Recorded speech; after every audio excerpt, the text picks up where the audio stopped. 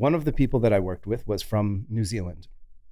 And he came to me and he said, I want to raise the GDP of New Zealand by raising the GDC, which is gross domestic confidence. In New Zealand, there is this cultural mindset called tall poppy syndrome, which is a little bit of like a false humility. It's this mindset that basically says like, well, you know, who am I to have a big idea? I should just, you know, keep my head down.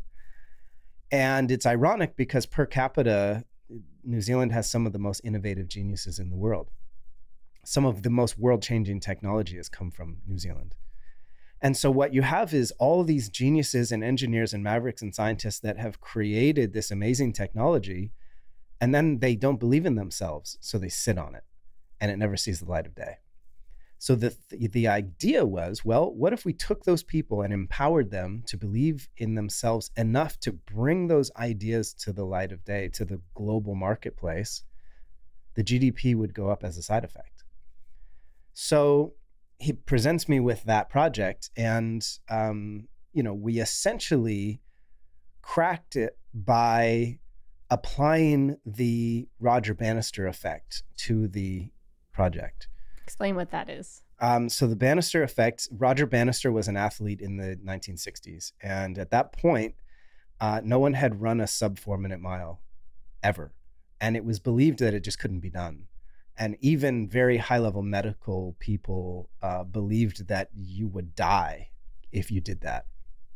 And so no one had ever done it. Lots of people believed you couldn't do it. And Roger Bannister said, no, I think it's possible. And people said, well, if it was possible, it'd have to be the perfect conditions and this, that, and the other thing. And he did it on a day where, you know, it was rainy and this and that. Like, so he totally just blew all the paradigm out of the water.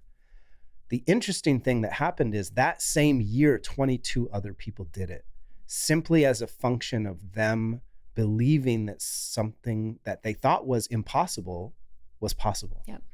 So what's crazy about that is it's not like he discovered some training methodology and then those 22 other people did that. It was purely a consciousness shift, an en masse potentiality upgrade.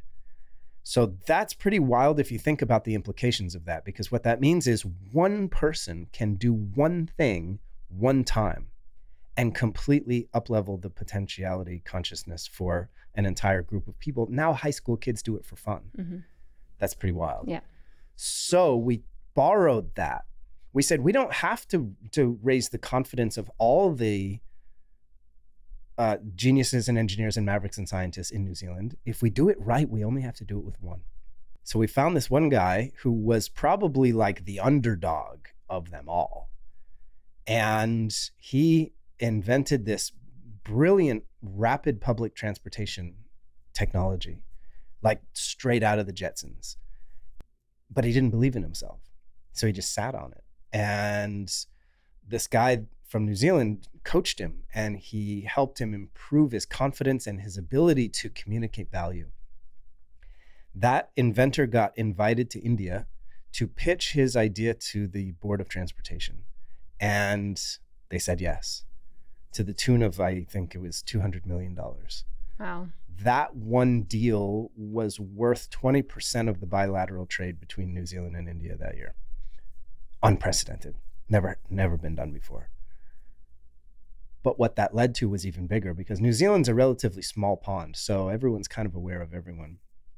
And once this story got out, all the other inventors were like, if he can do it, I can do it. And then over the next 36 months, there was just this massive wave of technology that hit the world scene. And last year, technology contributed to GDP in New Zealand higher than ever before in history.